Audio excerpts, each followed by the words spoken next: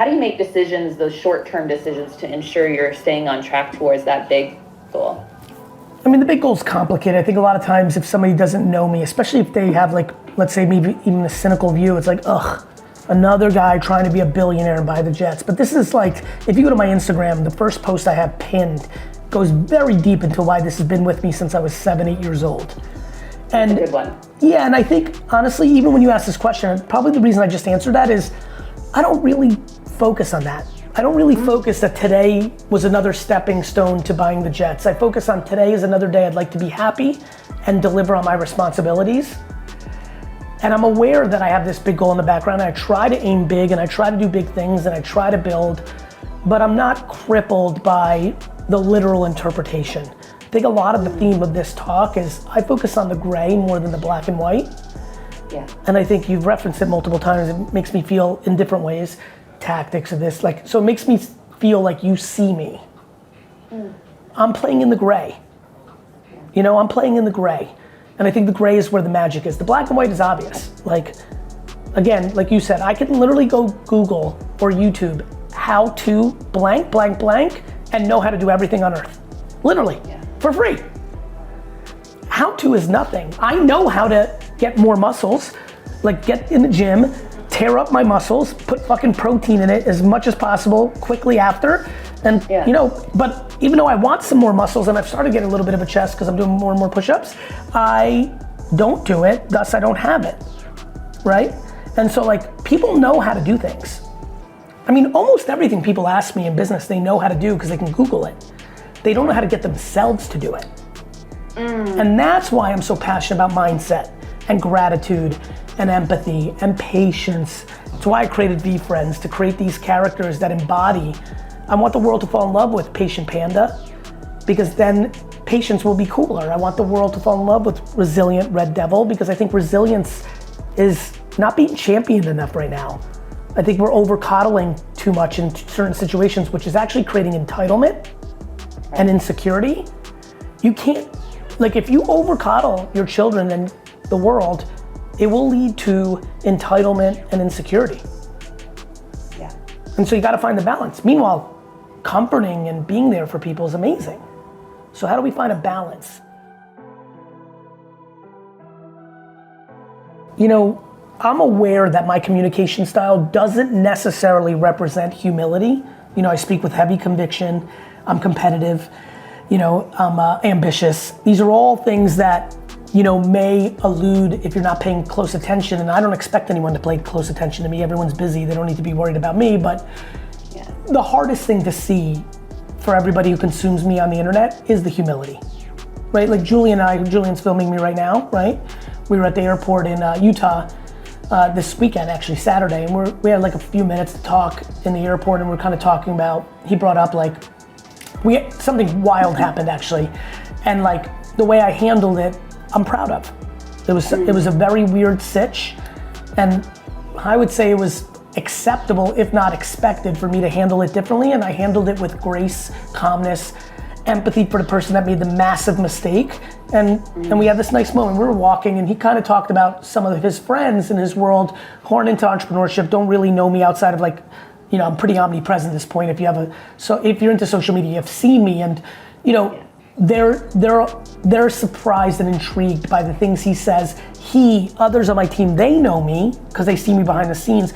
You got to see a little bit of that by just happening to be out in the wild, where I was like in the wild. Do you know what I mean? Yes, yeah, absolutely. But that was a micro moment. We were 5 seconds. You could have gotten a good version of someone. These people really know me, and I think the answer to your question is humility. Why am I present? Because I don't think I'm better than you when you and I interact. I like that. You know, I think I understand why people want to interact with me. Yeah. But that even humbles me more. Yeah. You know, and so I think humility is imperative. I think genuine curiosity, I'm curious. So I like meeting people I know, I like to know their story. And look, I think I have a genuine love for people. So it's easier for me to be present because I like the human on the other side. I default into optimism. I don't approach people with cynicism. I don't think that they need to earn my trust. I give it to them on day one. I'm open-hearted. I'm pure I'm full of love for my fellow humans until proven otherwise. And even when proven otherwise, I deploy compassion and sympathy for them trying to hurt or do wrong. And so that emotional framework leads to being intent and really locked in with people. Well, and I know you've talked a lot online about those are skill sets that your parents and especially your mom has given you over the time. Is that a muscle you've built over your lifetime, Yes. like between Yes. 18 and 47? Yeah, and I would say even earlier. I think a lot about high school. It's kind of crazy how I navigated high school. I was 4'11" my freshman year of high school, which woo, when and I looked 11. So now I'm 14, going into high school. I look 11, 12 on a good day. I'm 4'11". If you don't think senior guys picked out, they're the easy target. And I think back to the first months of freshman year of high school recently, and I was like, man, and maybe this is happening because my daughter's gone into high school now and I'm seeing the same in her. Like, I was just able to navigate it emotionally. Like, right. No teasing, no making fun of, no bullying, no pushing, no physical or emotional or verbal conflict penetrated my self-esteem. So I was locked in fairly early, and then because of that, because I was good, now I had the capacity to bring good. So not only was I dealing with it, I was the one who was the hand around the shoulder for my fellow classmates who weren't able to deal with it. So not only did I probably get picked on and razzed and beat up a little bit more than the rest of the gang, because I was of the size and I'm also loud in who I am to begin with, so I was an easy target. I was able to first convert any of that negative energy to positive energy pretty quickly, because even at 14 I had enough charisma to flip even the toughest bully that was a junior. But second, I was there for my homies, right? I was there for classmates I just met who just, like freshman year of high school in 1990 in New Jersey was, let's put it this way, politically incorrect. Right. And so, I think it's always been there, but it is a muscle that I've worked on day in, day out, day in and day out. And I continue to work on it daily. I think being the bigger person is something I practice every day. One of my questions for you is, how do you navigate your gut intuition? Do you have practical tools and checks against that gut intuition? Of course, the results. Yeah. But I'm not scared of losing. Right. Why am I so good at intuition, quote unquote? Because I don't fear being wrong. See what's happening there? I love how you reacted. Got it? Yeah. There's two things going on. It's not that I'm more intuitive than everyone. It's that I'm willing to risk it on my intuition, because if I'm wrong, two things happened. I lost and I learned, and I get ridiculed or judged, but I don't care. Right. And I don't care because I'm audacious. I don't care because I'm empathetic that one's judgment on my business decision, if I failed, is no different than me being frustrated with the New York Jets. They're allowed. Right. They're allowed. Yeah. Is there a gap between you acting on your intuition, or do you typically at this stage just kind of flow with it? Have you ever had it, I guess conversely, have you ever had a time where you went against your intuition and kind of learned from that as well? Of course. Yeah. It's not very clear to me. My brain moves pretty fast, and I was trying to think of a quick, good example for you, but yeah, of course.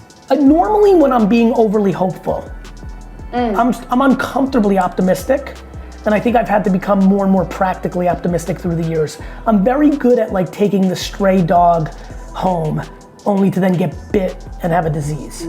I'm I always used to tell my girlfriends, girls that were my friends that weren't my girlfriends, I used to always in college and high school and post-college tell them that thank God I'm not a girl. I would have only dated bad boys because I love a good fixing project. I'd literally find the most completely broken dude and try to fix him. You know what I mean? That cliche. Yeah. I've definitely done a poor job hiring through the years because I'm doing a form of charity more than I'm doing a form of running business. These are things I've had to get better at. Yeah, I've heard you talk about your superpower being empathy before, and I think a lot of empathetic people fall into that pattern of fixing and thinking they can do more with somebody, especially in a relationship sense than they can. 100%, and that's okay too. I don't mind all those losses. I'd do it again. You gave somebody a try. You went for optimism, you went for love, you went for hope. But there's consequences to making bad decisions, and if you're I think I'm better at recognizing whom to make those jumps with. And I think there's a level of humility that wasn't in that. I felt so over the top emotionally strong that there was probably a part of me that thought I could fix anyone. And I think now I'm learning like at what cost, and now I look at it as to the cost of whom.